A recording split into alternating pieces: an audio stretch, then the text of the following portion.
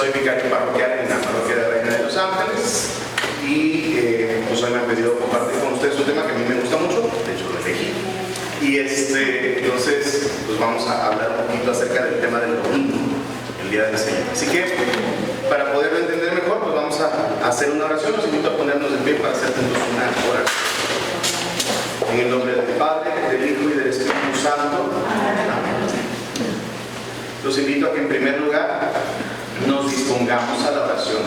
Un corazón dispuesto al encuentro de Dios es un corazón humilde, es un corazón que reconoce que Dios está presente, que no le está hablando al vacío, sino que reconoce que Dios le está escuchando.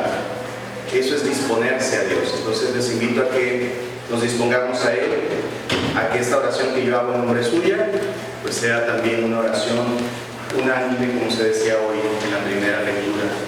Hoy la primera lectura nos llamaba a ser unánimes, tener una misma alma. Entonces vamos a pedirle a Dios juntos lo mismo, que nos conceda Dios nuestro Padre bueno, la sabiduría del Espíritu Santo para conocer sus misterios y amarlo cada vez más.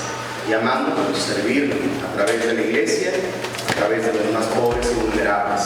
Que el Señor nos conceda su gracia y su bendición y la compañía maternal de la Santísima Virgen María. A Él, que es el Padre de todos los bienes, se lo pedimos diciendo: Padre nuestro que estás en el cielo, santificado sea tu nombre. Venga a nosotros tu reino. Hágase tu voluntad en la tierra como en el cielo. Danos hoy nuestro pan de cada día. Perdona nuestras ofensas, como también nosotros perdonamos a los que nos ofenden. No nos dejes caer en la tentación y líbranos del mal. Amén. Espíritu Santo, fuente de luz. Espíritu Santo, fuente de luz. Espíritu Santo, fuente de luz. En el nombre del Padre, del Hijo y del Espíritu Santo. Muy bien. Ahorita en lo que ya hacemos la proyección, les voy a platicar un poquito acerca de este tema. Me agradó mucho la idea de darlo, ¿verdad? En otros lugares un poquito también, que tenía un poquito de material por ahí, porque la comprensión del día del domingo es algo muy importante. Cuando nosotros hablamos, acuérdense, San Pablo decía que si Jesús no hubiera resucitado, vana sería nuestra fe. El domingo tiene mucho que ver con el tema de la resurrección. De hecho, ahorita lo van a ver, está conectado estrechamente con el tema de la resurrección. Y nos ayuda este tema como para quitar confusiones, entender bien ideas acerca del domingo. Por ejemplo, yo estoy seguro que a alguno de aquí le ha tocado esta experiencia de decir: yo he escuchado que faltar a misa de domingo es pecado mortal, ¿no? Y entonces nos quedamos un poquito con ese tema. A ver, pero híjole, pues es que resulta que no veo otro elemento a partir de eso, aparte de eso, ¿no? ¿Qué podría yo entender acerca de esto de faltar a domingo y que sea pecado mortal? Si se me enfermó alguien, si tuve que cuidar a alguien, si honestamente salí de viaje y no encontré dónde celebrar la fe. Y entonces vamos cargando con imposiciones de la ley, que especialmente San Pablo decía, acuérdense, la ley mata, pero el Espíritu da vida. Y él hablaba de ese cumplimiento de la ley que se hace por una buena intención de obediencia, pero que no alcanza a entender el misterio de Dios. Y lo mismo entonces tendría que suceder, nos puede suceder con el tema del domingo. Por eso es importante entenderlo. Entonces, ahorita vamos a hablar un poquito acerca de eso, les voy a dar algunos elementos. Y muy bien. Primero, una de las cosas importantes es distinguir el día del Señor de la comunidad hebrea, de los judíos, del día del Señor de los cristianos. Saber diferenciar, distinguir cuáles son los elementos que reconocemos en uno y en otro. En el origen hebreo, el día del Señor, vamos a tener estos puntitos que les voy a mencionar. Primero, ahí lo puse, escribí mal, se halla presente en todos los formularios legislativos del Pentateuco. Ustedes van a encontrar que los judíos hablan del cumplimiento del día del Señor y lo encontramos en muchos documentos, en muchos de los libros: Código de la Alianza, el Código Cultural de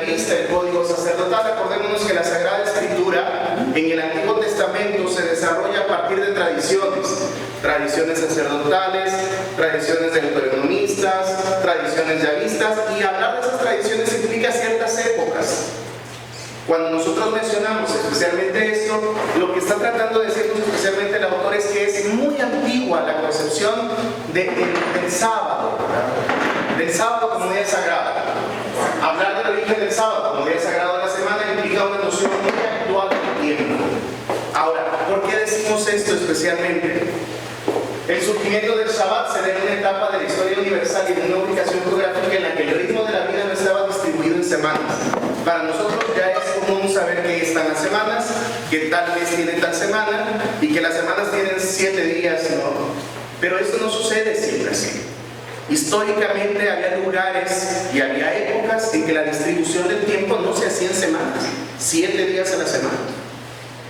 La comunidad judía va a empezar a hacer esto: separar 6 días de trabajo y 1 día de descanso. Y esta distribución es una novedad que aporta. Los días de descanso en otros tiempos no son periódicos ni recurrentes. He ahí la novedad del descanso judío. Ahora, fíjense bien, estamos repitiendo mucho una palabra, que es la palabra descanso. Eso es importante. ¿Cuál es el sentido del Shabbat? Su sentido original es solo de descanso. No tiene en principio de la historia un sentido cultural, litúrgico. Después del destierro en Babilonia, hay un suceso. Ustedes, cuando ponen atención ahí en la misa, en las lecturas, sabrán que de repente se habla de este destierro en Babilonia, de los varios que tuvieron que vivir. Pero después del destierro en Babilonia, hasta después, por esa necesidad que tenían de Dios, va a empezar a formarse un nuevo concepto. ¿Cómo podemos entender a propósito esto del destierro y por qué surge después del destierro? Por ejemplo, la experiencia que acabamos de tener con el COVID, la pandemia, todos encerrados, de repente los templos cerrados, ¿verdad? Y no podíamos asistir, unas cuantas personas, y extrañábamos ir a misa y queríamos asistir. Y entonces, bueno, después de haber vivido esa experiencia de no tener tan disponible algo que yo amaba, se va generando este nuevo concepto acerca del Shabbat. Se despoja de su carácter profano, de simple descanso, y se transforma en una reunión litúrgica. Después del destierro de Babilonia es cuando finalmente ya se empieza a considerar esa reunión como algo litúrgico. Antes solo era descanso, antes del destierro. Después del destierro ya empieza a tener un tinte de liturgia, ¿verdad? Un tinte de Dios. Se entiende que Dios desea que el hombre descanse de las fatigas y haga entrar en el descanso a todos, incluso foráneos, extranjeros y esclavos. Cuando nosotros leemos esas citas que les puse en la anterior diapositiva, nos vamos a encontrar que la ley manda que si tú recibes a un extranjero le pidas que descanse también ese día. También tiene que descansar él. En la tierra de Dios, acuérdense que cuando Jesús les dice, si un día llegan a algún lugar y no los aceptan, sacúdanse el polvo de los pies y váyanse. ¿Por qué? Porque en la mentalidad de aquel tiempo, toda la tierra especialmente hablando del piso, era responsabilidad de cierto Dios, más en el tiempo antes de Jesús. Pues esta tierra le pertenecía a tal deidad, esta otra tierra le pertenecía a tal deidad. Cuando Jesús les da la recomendación a los apóstoles de que si no los reciben y se sacudan el polvo de los pies, es en una expresión de esta tierra no le pertenece a Dios. Por eso nos sacudimos el polvo de los pies. Pero en aquel entonces se trataba especialmente de esto, ¿verdad? De decir, si tú formas parte de mi tierra y estás aquí y aquí te recibo y te tengo que recibir con muchísimo gusto y tratarte magníficamente bien, nada más te voy a pedir que en respeto a lo que Dios pide en la ley también descanses tú. El descanso era tan importante que no solamente se quedaba en el descanso de los foráneos, sino que tiene otras expresiones. Por ejemplo, se exige la liberación de esclavos después de 6 años de trabajo. Trabajó 6 años para ti, para el séptimo lo dejas libre, ¿sí? A fin de predicar un mensaje de liberación. Acuérdense, todo el Antiguo Testamento está lleno de prefiguraciones, ¿verdad? Nos va anunciando cosas que vamos a entender mejor por Jesús. Por eso San Juan va a decir, llegada la plenitud de los tiempos, envió de sus hijos para hablarnos en plenitud, revelarnos en plenitud lo lo que en el Antiguo Testamento eran sombras, figuras que apenas se podían ver. Una de ellas es el tema de la liberación, de la libertad. ¿Sí? Entonces, pero por lo pronto, mientras estaban ahí, el tema era simplemente el sentido del descanso, ya un poco ritual, se van a empezar a agregar algunos ritos, y ya luego va a pasar a este sentido litúrgico. La interpretación deuteronomista, acuérdense que les hablé de las tradiciones, la interpretación deuteronomista del sábado es la de memorial, que esa es otra figura que nosotros vamos a tener del Antiguo Testamento. Ya la utilizamos, nosotros la utilizamos en la iglesia. Nosotros lo utilizamos en la misa, definitivamente, la misa es un memorial, pero ya desde entonces empieza a utilizar esto. Es un memorial, se convierte en el memorial de la liberación de la esclavitud de Egipto. Que nosotros hoy por doctrina sabemos que se trata del paso de la esclavitud a la libertad, de la muerte a la vida. ¿Cómo se llegó a esa libertad? De la muerte a la vida, de la muerte en Egipto a la vida, de la esclavitud en Egipto a la libertad de la tierra prometida. ¿Cuál fue el signo? Caminar entre las aguas, signo del bautismo. Las aguas se abren, el pueblo pasa en medio y entonces son liberados.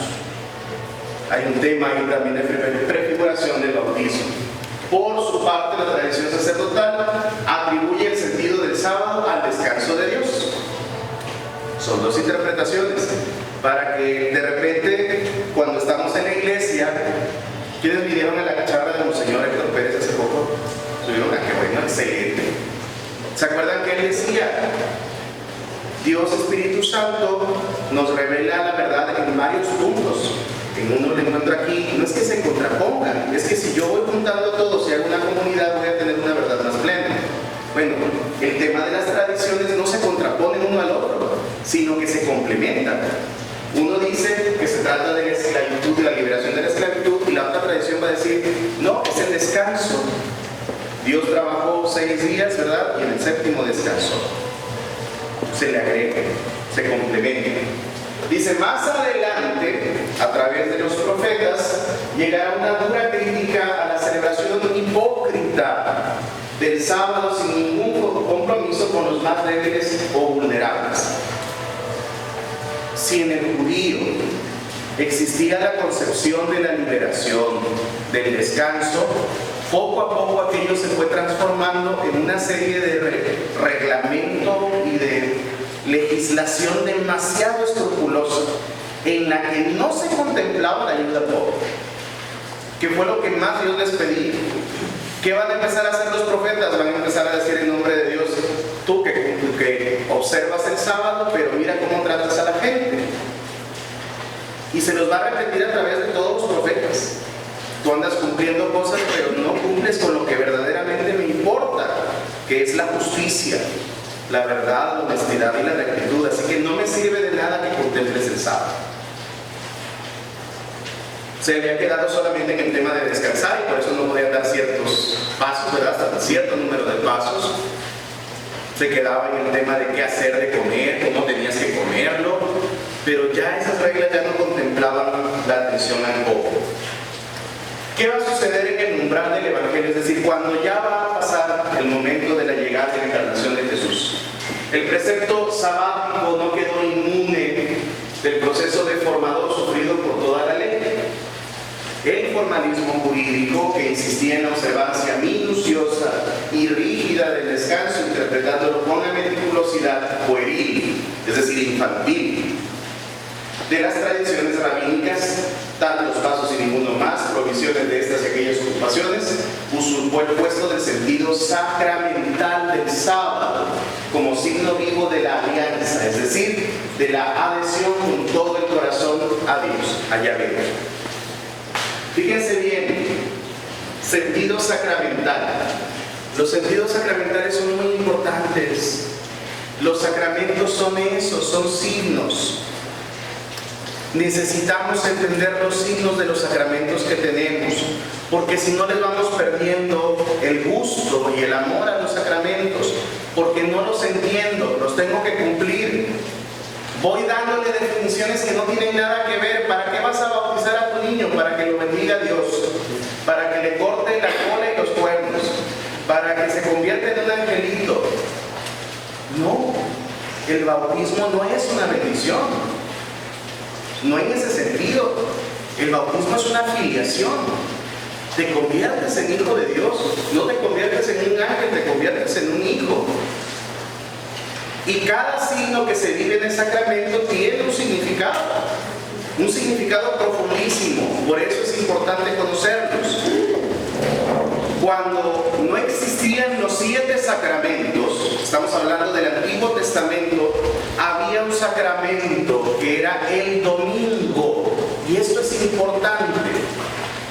No existen los 7 sacramentos, no los que tenemos nosotros, pero sí existe uno, que es el sábado, el sábado, el día del Señor. Ese día, la forma de vivir ese día tenía que ser un sacramento. Alguien que quien viera que tú estás celebrando el sábado tuviera relación con Dios. Oye, ¿por qué hace esto esta persona? Lo hace porque este día él está teniendo una relación con Dios de una manera muy especial. Está dedicando su día a Dios de una manera muy especial. ¿Cómo se dedica un día a Dios? En el Antiguo Testamento, ¿cómo se debió haber hecho? En la liberación, en la celebración de un descanso que es más bien futuro. Es una prefiguración de un descanso futuro y en la atención a los pobres. Pero perdió ese carácter sacramental. Ya nada más era el cumplir por cumplir, que es lo mismo que nos puede pasar a nosotros en la Iglesia Católica. Tengo que llevar a bautizar a mi niño, no sé qué significa, tiene que hacer la confirmación, pero no sé qué significa, tiene que hacer la primera comunión, pero realmente no sé qué significa. Pero tiene que hacerla, tienes que casarte. ¿Y sabes qué significa el matrimonio? No, pero tienes que casarte. No. Los papás que a veces se preocupan mucho, y entiendo su preocupación, mi hija no se quiere casar por la iglesia. ¿Y le importa casarse por la iglesia? No, pues ¿para qué quieres que se case? No. Cumplir por cumplir termina dañando mucho la vida espiritual de una persona. Se puede tener a lo mejor una mínima intención y Dios va a aprovechar eso. Jesús va a decir, ¿verdad?, que Dios no apaga la mecha que aún humea. Pero es muy distinto a rechazar algo, no entender algo, no encontrarle sentido a alguien, pero cumplirlo, porque entonces así mantengo una especie de imagen, de estatus espiritual que realmente no me sirve absolutamente de nada. Es importante reconocer cómo en el pueblo judío se pierde esta sacramentalidad del sábado.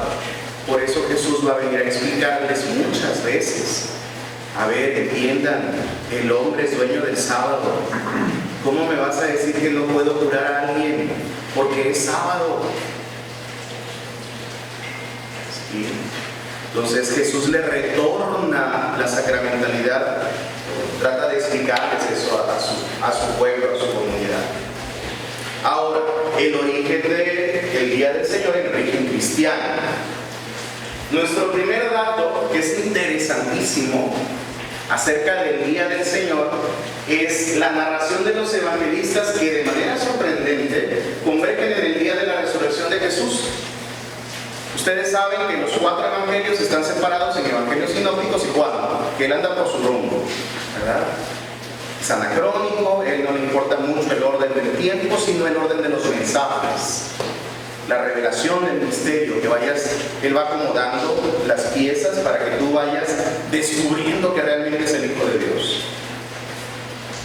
Pero no le importa el tiempo. Sin embargo, hay un punto en el que todos los 4 evangelistas sí van a cumplir, que es el día domingo, el día del Señor. Los 4 hablan del día del Señor como el domingo. ¿Por qué? Porque ya lo celebraban. Ustedes saben que el Evangelio de San Juan se escribió en el año 90, más o menos. Pasaron casi 90 años para que se concluyera ese Evangelio. Y entonces, ya para ese entonces, Juan dice, sí, el día del Señor es el domingo.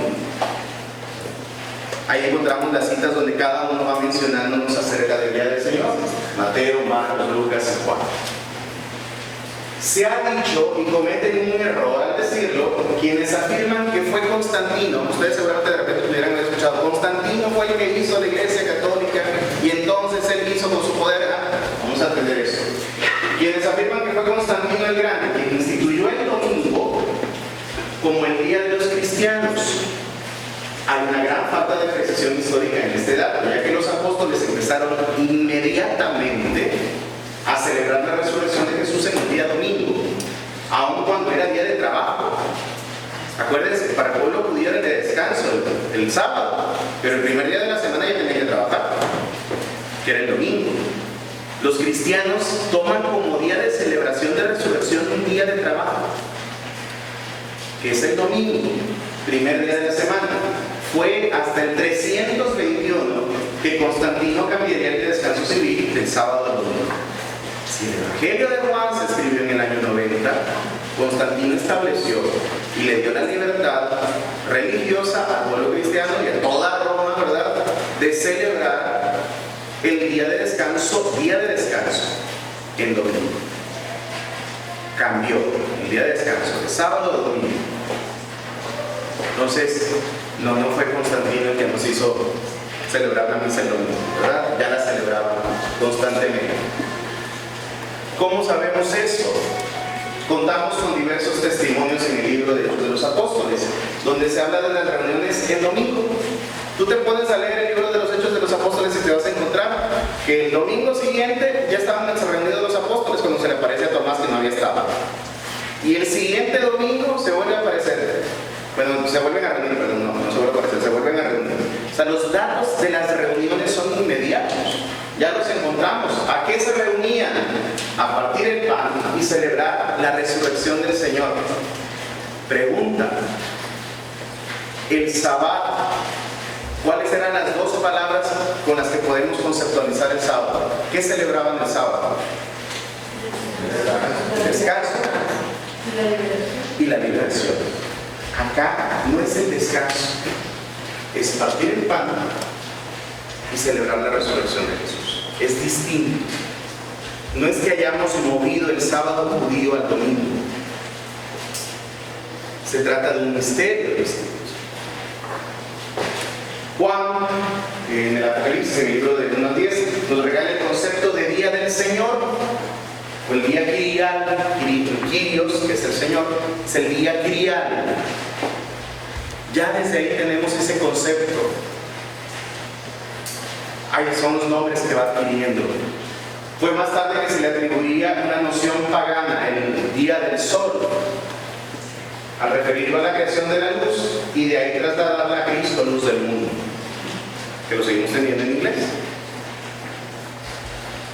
Entonces, son los nombres por los que fue pasando en concepto el día del Señor. Para la primera comunidad cristiana tuvo un mejor sentido, una mejor aceptación, el nombre de día octavo, entendiendo con esto que la semana sabática representaba el tiempo presente, ¿sí?, los días que celebraban los judíos, pero el octavo día representaba el día futuro. Este nombre a mí me fascina. Y sepan ustedes y reconozcanlo también, de repente en el arte, especialmente en las basílicas antiguas y todavía en templos nuevos se mantiene un poquito ese concepto, en ciertas pilas bautismales hechas de manera octagonal. ¿Sí? Usted encuentras ábsides, techos con forma octagonal, usted encuentras pilas bautismales de manera octagonal, emulando, llamando este día octavo, que es el día de la recreación. Dios había creado, salvó, y el octavo día es el día de la recreación. Es el día que ya no acaba, es el día que todos estamos esperando. El día sin ocaso, lo dice la plegaria eucarística, en que la humanidad entera entrará en su descanso. Decimos en la plegaria eucarística. Vamos así descubriendo la diferencia entre el sábado judío de descanso y liberación al domingo memorial del Señor resucitado, por quien todos tenemos vida. La palabra vida es una palabra clave en el concepto de nuestro domingo, porque lo que celebramos es el memorial del Señor resucitado que nos da vida. que nos da vida a través de su Eucaristía, pero que para celebrar la vida y para cumplir el objetivo del domingo también hay que buscar que alguien tenga vida. Por eso no puede ser pecado, les adelanto así de esta manera, no puede ser pecado que tú hayas faltado a misa porque estabas cuidando a una persona. Porque no entra en este objetivo. Quedaríamos igual como lo hicieron los judíos, a ver cómo es posible, dice Jesús, que yo no pueda curar a alguien de sábado. Y atenúa la culpa, la gravedad de cuando dices no tuve oportunidad. ¿Por qué? Y ahorita vamos a ver ese tipo de cosas, de qué podemos hacer el domingo, pero lo atenúa en la comprensión correcta del domingo. Me va dando un sentido verdadero de si falto o no al domingo. A ver, ¿esto es una verdadera falta, esto que sucedió este domingo? ¿O no es una verdadera falta? ¿No? El domingo, pues, puede definirse como sacramento de la presencia del Señor resucitado a su iglesia. Sacramento del Señor resucitado a su iglesia. Cada domingo que nosotros asistimos a misa o que vivimos nuestro domingo en casa, lo que estamos haciendo es celebrar a Cristo que está vivo. Es el memorial del Señor resucitado que de manera más perfecta, si tenemos que decirlo, se da en la misa. De manera más perfecta. ¿Okay? Interpretación teológica. La tradición cristiana ha creído que si es verdad que la iglesia hace la Eucaristía, también no es que la Eucaristía hace a la iglesia. El domingo es el día de la edificación del nuevo pueblo de Dios, de la profundización de su ser, de su comunidad convocada por Dios para partir el pan. Por otra parte, y esto es lo que más cuenta, el mismo Pablo ofrece este propósito una afirmación explícita. Como hay un solo pan, aun siendo muchos, formamos un solo cuerpo, pues todos y cada uno participamos de ese único pan. Lo que quiere decir, comiendo el pan, que es el cuerpo de Cristo, los creyentes asimilan a Cristo. Asimilar es digerir, es hacer que lo que yo como me transforme, tenga en mí cierto efecto. Los creyentes se asimilan a Cristo y se transforman en su cuerpo. El cáliz que los cristianos bendicen es comunión con la sangre de Cristo y el pan que parten es comunión con su cuerpo. La misa sigue siendo el culmen y la fuente, como va a decir el Concilio Vaticano II, de toda vida cristiana. El misterio de la Iglesia se revela y se realiza en la celebración eucarística, no solo como acontecimiento de comunión vertical con Cristo. Eso, miren, a mí me fascina enfatizarlo. Nosotros necesitamos crecer en nuestra espiritualidad. Esto de lo que habla, esta comunión vertical con Cristo, seguimos teniendo muchas veces esta falta de madurez. Cuando nosotros vamos a misa el domingo, no solamente voy alegre porque me voy a encontrar con Cristo, sino porque me voy a encontrar con nosotros. La riqueza que te lleva, la riqueza que se lleva una persona que disfrutó porque se encontró con Cristo y se encontró con todos los hermanos que estaban celebrando la misa, es mayor que la que simplemente se mantiene aislado y encapsulado diciendo yo nada más celebré la misa y me encontré con Jesús. Nada más con él. Por eso nuestras comunidades tienen que ser comunidades vivas. Lo decía también a propósito de un señor en la charla. O sea, es increíble que no sepamos quiénes somos los que estamos sentados en la misa. Y que no tenga yo interés en saber quién es el que está al lado mío.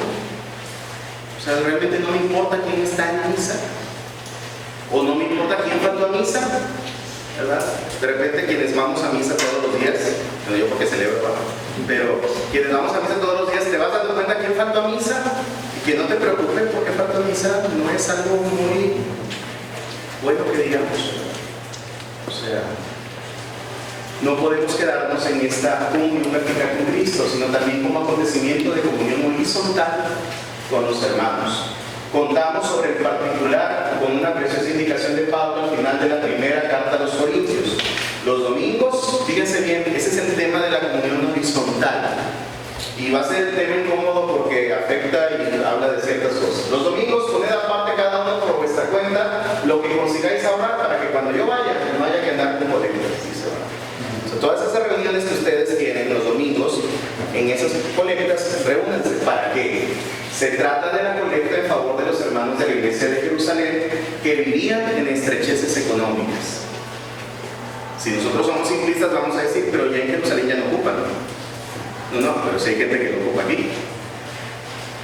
No era cuestión de un hecho de limosna sin más, sino expresión de comunión entre comunidad y comunidad, en la caridad entretejida de gestos concretos. Se construye la iglesia como edificio santo del Señor, cuyas piedras vivas son los creyentes, y Cristo, la piedra angular que mantiene trabada la construcción. Les soy muy sincero, a mí de repente sí, creo que de repente podemos caer en esa incomodidad de decir, Padre, que a cada ratito vienen a pedir ayuda. Y yo te diría, es que aquí es donde tienen que pedir ayuda. Se nos va a hacer incómodo. Pero esa es la parte donde más se pone de manifiesto en qué tanto yo digo, no es que yo nada más quiero ir a misa, escuchar la palabra y ir después de la misa. Que le apure el Padre, ¿no? O a ver cómo le hacemos, porque si no, entonces luego se hace una bola, entonces tengo que salir antes de misa para que no me toque yo con todo el montón de carros. Entonces, la comunidad es importantísima. Ahí es donde se da la expresión concreta de la generosidad. Nunca va a ser concreto si nada más nos la estamos diciendo, oigan, fíjense que en tal parte hubo un terremoto, vamos a rezar por ellos. Pues qué padre, ¿verdad? Sí, rezar por ellos, pero algo más concreto, algo que se note, algo que alimente, algo que sustente, algo que dé manifestación de apoyo. Ahora, actividades específicamente dominicales. ¿Qué se hace el domingo? ¿Qué hace la iglesia ese día? La respuesta que se ha dado durante siglos a esta pregunta es Eucaristía y descanso. Requiere ser replanteada según las diversas situaciones a la luz de la tradición y de la enseñanza del Vaticano II. Según el Concilio, son 3 las cosas que los creyentes deben hacer ese día. Primero, reunirse en asamblea. La asamblea son todos los cristianos alrededor de ti católicos, en este caso, obviamente, pues en misa, ¿verdad? Para estar reunidos, simplemente. Segundo, escuchar la palabra de Dios. Tercero, participar de la Eucaristía. Fíjense cómo se distingue cada uno. Reúnete. Son cosas que puedes hacer. Andas lejos. Yo le digo a las personas que se van de vacaciones, que me dicen, Padre, voy a faltar un mes a misa. Bueno, pues donde andes, ¿con cuánta gente vas? Pues con mis hijos o con unos amigos. Pues el domingo trata de reunirlos. Reúnete. Segundo, el escuchar de la palabra de Dios. Y tercero, la Eucaristía. Puede ser que alguno falte, pero siempre puedes realizar más de uno. Si no fuera posible celebrar el domingo de forma tan completa, que se celebre al menos de forma parcial. Si la escasez sacerdotal impidiera la celebración eucarística, la reunión de los fieles debe realizarse como signo de verdadera comunión. Por eso existen las celebraciones de la palabra. Gracias a Dios. Miren, nosotros somos bien bendecidos, estamos bien chiflados. Yo no sé por qué nos chifla tanto. Aquí en San Pedro tenemos Fátima, Reina de los Ángeles, Mata, Templo de San Francisco, Guadalupe. O sea, y en cada uno mínimo hay 1 o 2 patas. Bueno, no más, ¿verdad? No vamos a pasar por estas penurias, pero hay lugares en los que sí. Y ahí se tiene que celebrar la palabra. La reunión de los fieles debe realizarse como signo de verdadera comunión. Es que el tema de la comunión es importantísimo. La comunidad de fieles que se reúne, aunque no se celebre la misa, es un signo muy elocuente. Se tiene que hacer. La oración conjunta, teniendo como centro la palabra de Dios, es el principio a seguir allí donde no hubiera celebración eucarística. Y por último, la conclusión propia de la asamblea dominical es la Eucaristía. Sí, definitivamente. Con la participación comunitaria de los presentes en la cena del Señor. La celebración del Día del Señor que alcanza su plenitud sacramental. Plenitud. Habrá momentos en los que no puedo tener esa plenitud.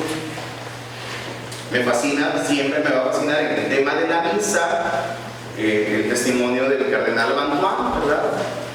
Que es santo, me parece, o beato, no sé si es santo, que estuvo preso durante 13 años, ¿verdad? En un régimen dictatorial. De esos 13 años, 9 los pasó totalmente en solitario.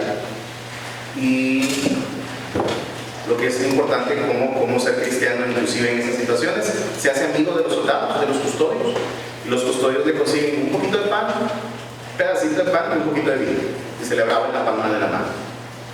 ¿Cómo se le ocurre a Bantuán celebrar así la misa sin misal, sin los ornamentos? Hay momentos en los que esa plenitud no la tenemos, hay que agradecer, pero no la tenemos. Pero cuando no la tenemos hay que buscar la manera de encontrarme con Dios en el día sagrado. Esa es la importancia del domingo.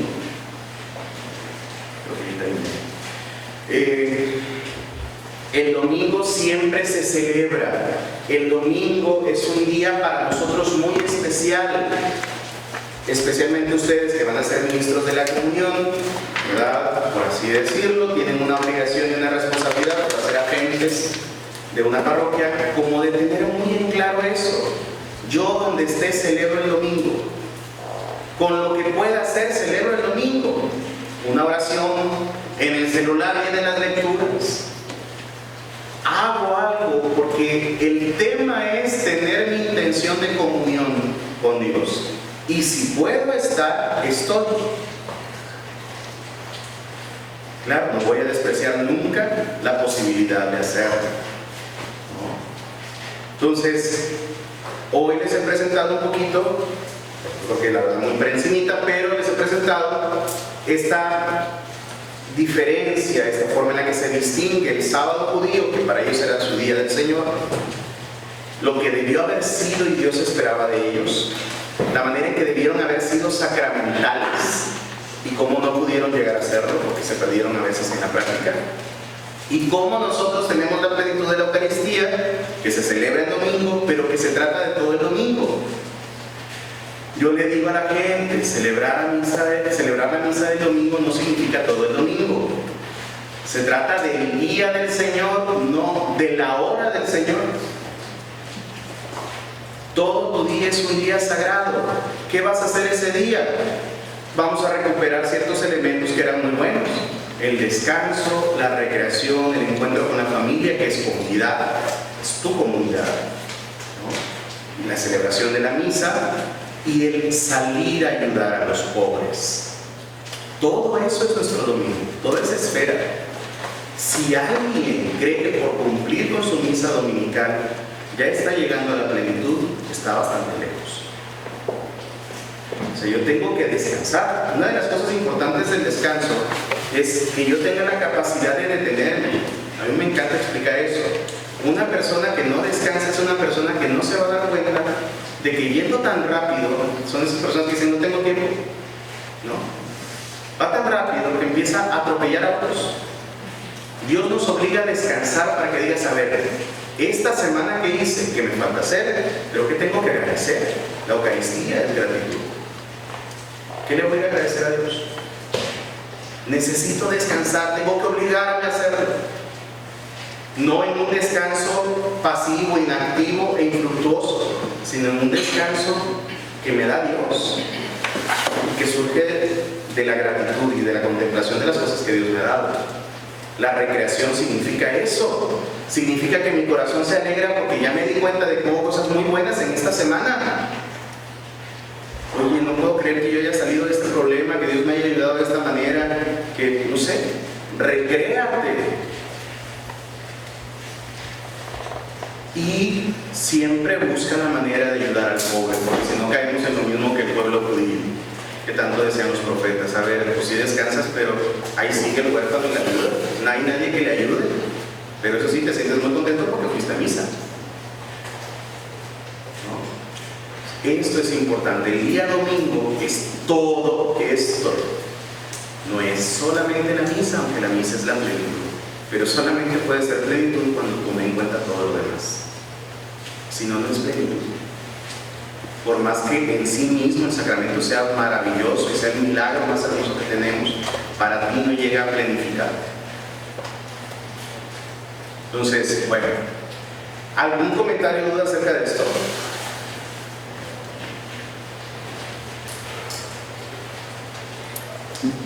Bueno, ¿alguna cosa? A ver, no sé qué están tan dormidos. Están esperando salir corriendo para ir a buscar los dulces casa por casa, no me digan. Yo ahorita que se me bajé del carro me vieron y dijeron, mira el doctor Simi, y yo no.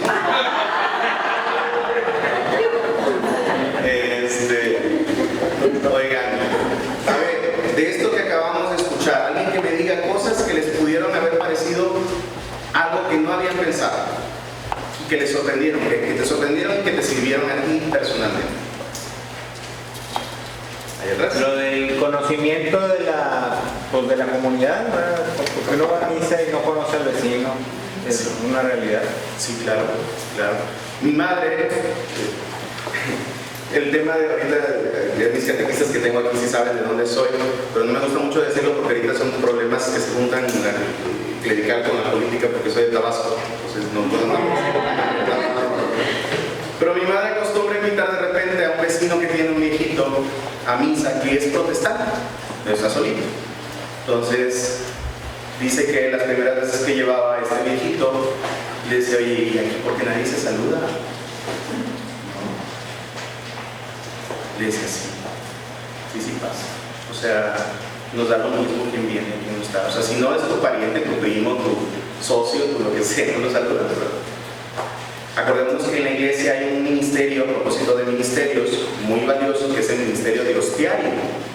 El hostiario era aquella persona que recibía a los que iban a llegar. Entonces, pues es esa expresión de te recibo y voy haciendo que te encuentres con los demás. Sí, es muy, la verdad es muy impactante. Padre, ¿puede ser porque la comunidad es muy grande? Puede ser. Yo creo que el tema no es que tantos vas a conocer, sino la intención. Acuérdense que el tema para evaluar ahí es, no a cuántos conociste, conociste a todos, no los conocí a todos. No, sino si tuviste la intención de conocer. Y eso es lo que se evalúa. Pero Padre, yo creo que eso también hay, o sea, se batalla un poco en esto de las relaciones. Pero yo he notado, y se lo he hecho al Padre Hugo, que entran a el Padre y a veces ni siquiera el ministro sabe que sabe. O sea, pónganse de pie para recibir al celebrar el niño. Claro.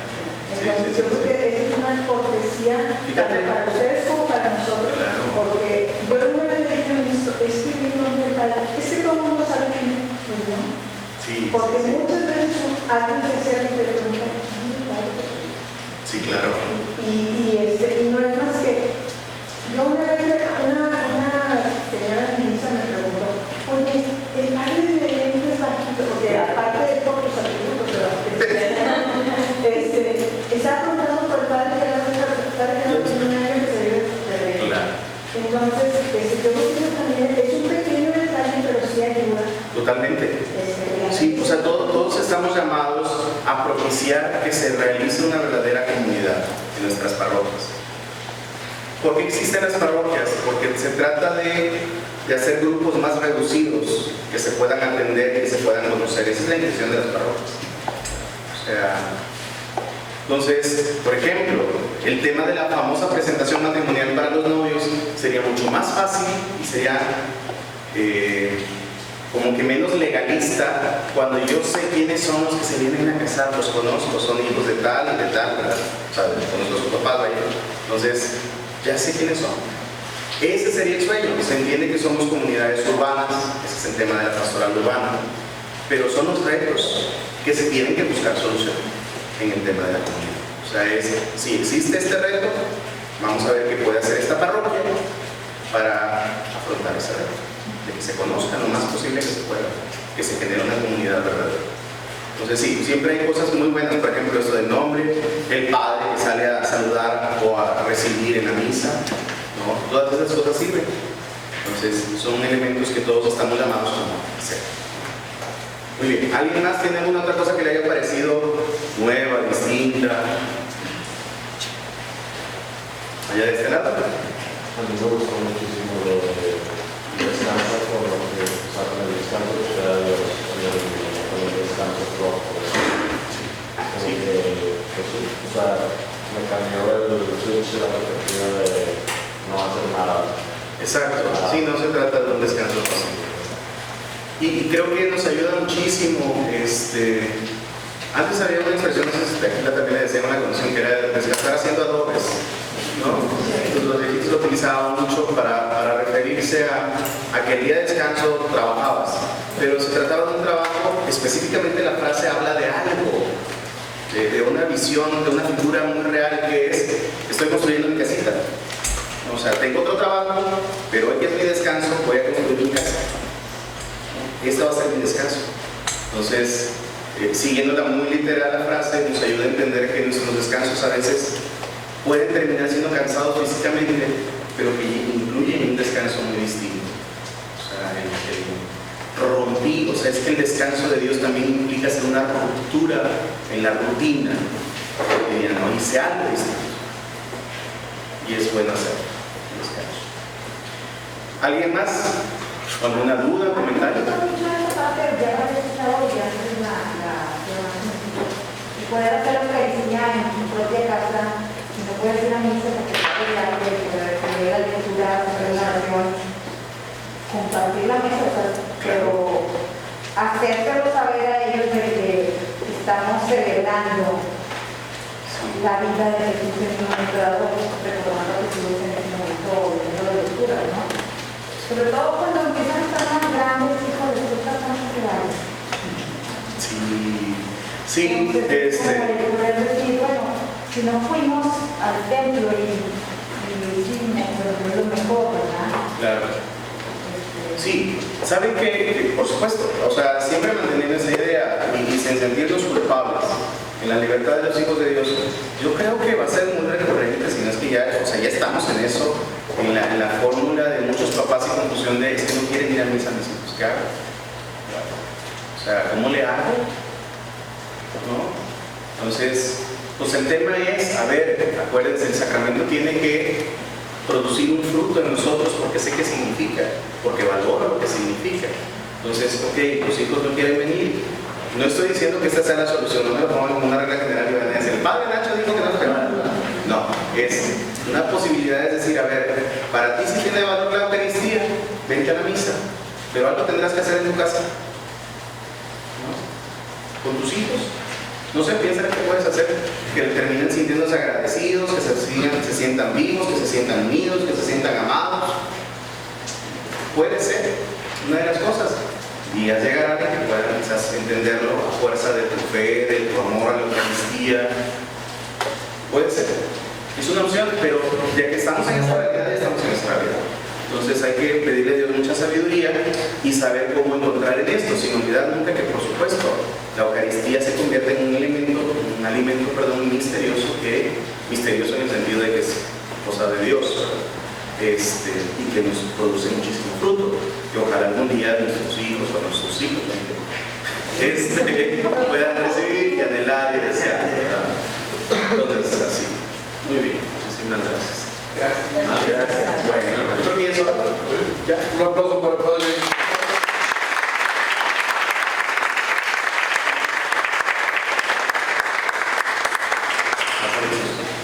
Sí, una vez, los que ya lo hicieron, no tienen que decir nada.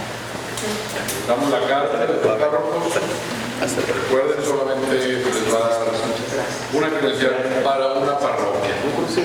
O sea, la idea es: ¿en qué parroquia voy a servir? ¿En qué iglesia voy a servir? ¿Qué más? Los de aquí en Fátima, vayan pensando, si no saben todavía, en qué misa van a servir, para ellos también nosotros teniendo una idea, y irse a presentar con los coordinadores de esas misas para que vayan poco a poco enseñándoles qué se hace. No van a dar comunión, pero pueden tocar la campana, vamos a decir, ¿verdad? Sí, no, para ahí. ¿Cuántas veces les ha tocado? Bueno, a mí, a lo largo de todos estos años en el ministerio, que antes pedíamos el favor a feligreses que hoy nos ayudas con la lectura. Sí, pero ¿me dices cuándo? yo la primera vez que vienes, ok, ¿verdad? Digo, ustedes también tienen que saber cuándo, ¿verdad? Porque no todos sabemos lo digo, yo tampoco sabía, no un poco, compadre. Ya, bueno,